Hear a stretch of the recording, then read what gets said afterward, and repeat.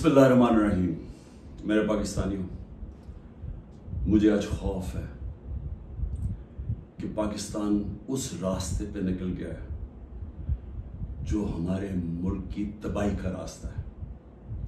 और मुझे खौफ आ रहा है कि अगर अभी हिकमत ना इस्तेमाल की गई, अगर अभी अपने अकल का ना इस्तेमाल किया, तो हम शायद वहां पहुंच जाएं जिधर ये टुकड़े हम वापस जमा नहीं कर सकेंगे अपने मुल्क के। मैं सबसे पहले आप सबके सामने एक चीज रखना चाहता हूं कि इस सब के पीछे है क्या। ये जो एक साल से एक अफरा तफरी मुल्क में मची हुई है, एक पूरा जोर लगा हुआ है कि किसी ना किसी तरह इमरान खान का रास्ता बंद किया जाए कि ये मुल्क के लिए बहुत बुरा है, इसको नहीं आने देना चाहिए। अगर इलेक्शन भी ना हो, आइन भी टूट जाए, कोई सुप्रीम कोर्ट को भी जलील किया जाए, लेकिन इसको नहीं आने देना। इसके पीछे है क्या? मैं जरा आपको पहले ये ग्राफ दिखा दूं। ये जो आपके सामने है, ये जरा ग्राफ देखिए। ये है सर्वे का रिजल्ट। ये सर्वे का रिजल्ट में ये जरा इधर देख लें कि 70% इस वक्त तहरीक इंसाफ की मकबूलियत है पाकिस्तान में। बाकी सारी पार्टीज की मिला के भी तो जो मकबूलियत है, उन सबको अब खौफ है कि इलेक्शन अगर आ गए तो ये हार जाएंगे। अब ये पीडीएम की जमातों ने तब से फैसला किया हुआ है कि इलेक्शन भी नहीं लड़ना, क्योंकि इलेक्शन अगर हो गया तो इमरान खान आ जाएगा, और अगर इमरान खान आ गया तो उनको ये नहीं फिक्र कि मुल्क को अच्छा होगा या बुरा होगा। उनको फिक्र ये है कि इन्होंने अरबों रुपए के अपने करप्शन के केस माफ करवा लिए, और इनको डर ये लगा हुआ है कि जो 30 साल से मेहनत से इन्होंने पैसा चोरी का इकट्ठा करके बाहर रखा हुआ है, किसी तरह उस पैसे के ऊपर यानी वो महफूज रहे। और खतरा इमरान खान से है, क्योंकि बाकी तो सब मिले हुए हैं। अब इसकी वजह से ये सारा मुल्क तबाही के रास्ते पे जा रहा है कि सिर्फ इस खौफ से कि हमारा आपके पैसा ना या कि एनआरओ ना वापस ले ले, बस ये वजह है कि ये आमने सामना खड़ा कर रहे हैं मुल्क की सबसे बड़ी जमात और मुल्क की फौज। और ये कामयाबी से ये कर रहे हैं क्योंकि ये पुराने 30 साल के पुराने सियासतदान हैं। ये जाके वहां डराते हैं उनको कि सर वो आपको हटा देगा आके। मैं बार बार कह बैठा हूं कि मैं इदारों के अंदर इंटरफेयर नहीं करता, मैं कह बैठा हूं, बार बार पैगाम पहुंचा बैठा हूं, लेकिन वहां से डराते जी आके हटा देगा आपको, फौज में इंटरफेयर करेगा। अगर इंटरफेयर करना होता, जब मुझे पता था कि पिछला आर्मी चीफ मेरे खिलाफ साजिश कर रहा था, आखिरी महीनों में मुझे आईबी की सारी रिपोर्ट थी, तब मैं उसे हटा देता, क्योंकि मैं नहीं चाहता था कि एक इदारा जो कि बचा हुआ है, बाकी इदारों को तो इंटरफेयर करके हमने तबाह कर दिया है, मैं ये नहीं चाहता था वो तबाह। और मैं आज जरा पहले तो ये पीडीएम के ऊपर बाद में आता हूं, मैं जरा फौज के ऊपर बात कर लूं। देखिए, मैंने सारी दुनिया में अपनी फौज का क्यों दिफा किया? क्योंकि मेरा तो इंटरनेशनल था, मेरी तो आवाज बाहर जाती थी। जब भी कुछ होता था, खास तौर पे वॉर ऑन टेरर में, तो जब पाकिस्तानी फौज को दोगला कहा जाता था, बुरा भला कहा जाता था, तो मैं एज नोन फेस था, तो मुझे ये CNN, BBC कितने मेरे इंटरव्यूज किए।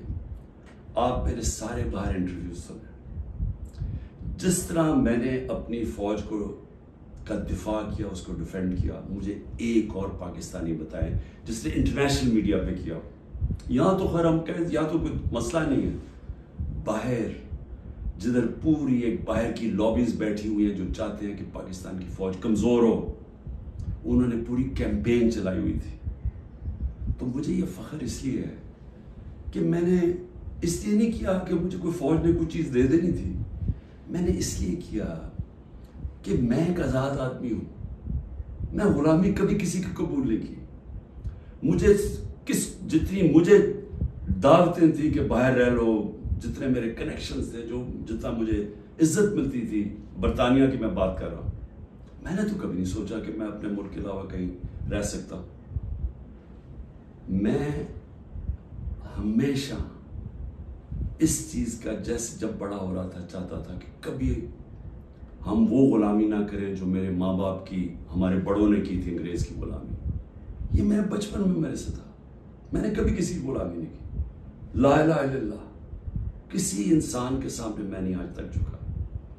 तो मैं समझता था कि किसी और बाहर के मुल्क में रहना, मैं जो मर्जी कर लूं, मैं सेकंड क्लास सिटीजन हूं, वो मेरा मुल्क तो नहीं है। मेरा हमेशा यही था कि मैं पाकिस्तान, पॉलिटिक्स में भी आया जिस आदमी को जरूरत ही नहीं थी पॉलिटिक्स, अल्लाह ने सब कुछ दे चुका था। कौन मुझे एक आदमी बताएं जिसको सब कुछ हो, वो अपनी जिंदगी के 22 साल लगाता है किसी चीज पे, कुर्बानियां देता है, यानी अपनी फैमिली की। कौन आदमी करता है? क्योंकि मेरा और कोई घर नहीं था, मैंने कभी नहीं सोचा पाकिस्तान के अलावा कहीं रहना। तो इसलिए मैं हमेशा ये ज़हन में डाल के बैठा था कि अगर हमारी फौज मजबूत ना हो, और मेरी स्टेटमेंट सुन ले, मैं प्राइम मिनिस्टर था, मैंने कहा कि अगर फौज कमजोर हुई तो हमारा वही हाल होगा जो मुसलमान मुल्कों का है। उठा के देखे ना, ऊपर से लेके नीचे तक, लिबिया, सीरिया, सोमालिया, फिर अफगानिस्तान से जो हुआ, इराक से जो, सारे मुल्क तबाह हुए जो अपनी दफा नहीं कर सकते थे। हमें फख्र था कि हमारी सबसे मजबूत फौज है। तो जब भी, पहले मैं वाजे कर दूं कि मैं कभी अपनी फौज की तनकीद करता हूं तो जिस तरह मैं अपने बच्चों की तनकीद करता हूं, इस्लाहत करने के लिए। क्योंकि अगर फौज को मैं कमजोर करूंगा तो मैं अपने आप को कमजोर करूंगा।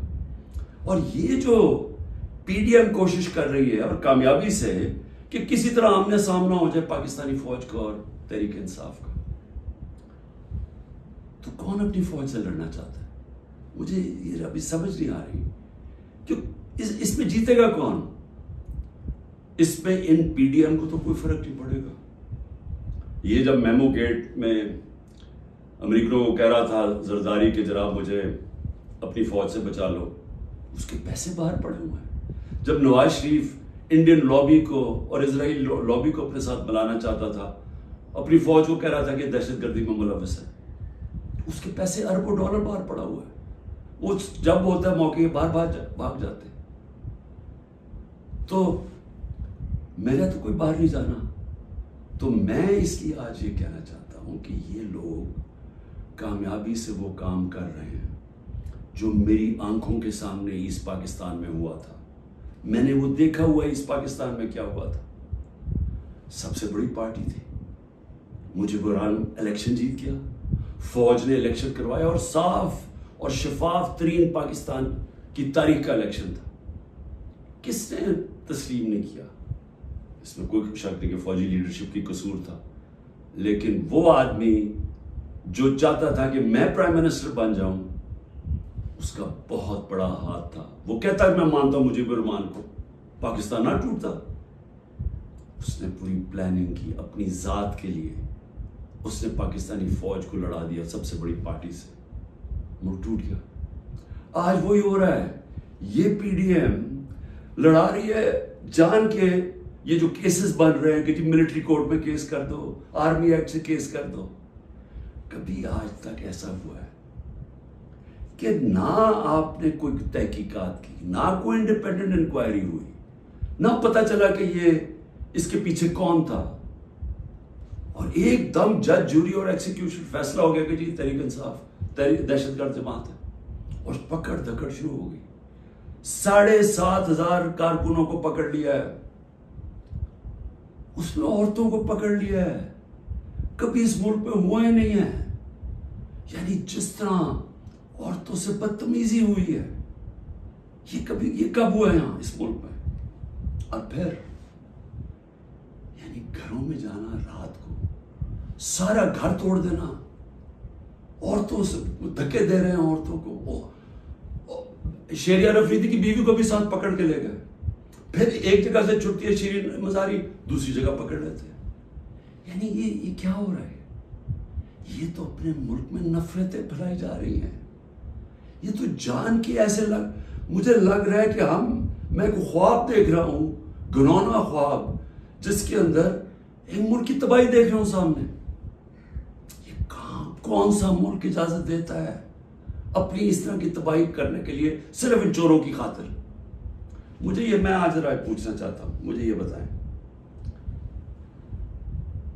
तहरीक इंसाफ 27 साल से है, मुझे एक जगह बताएं कि इमरान खान ने कहा हो कि किसी किस्म का आप कानून तोड़ें, कानून के बाहर चलें, आइन के बाहर चलें। मुझे एक दफा एक स्टेटमेंट मेरी बताए 27 साल में, मुझे एक मेरे लीडर की स्टेटमेंट बताएं जो मेरे नीचे है, जो मेरी पार्टी के लिए वो कहे कि जनाब तोड़ दो, घराव करो, जला दो। एक जगह बताएं।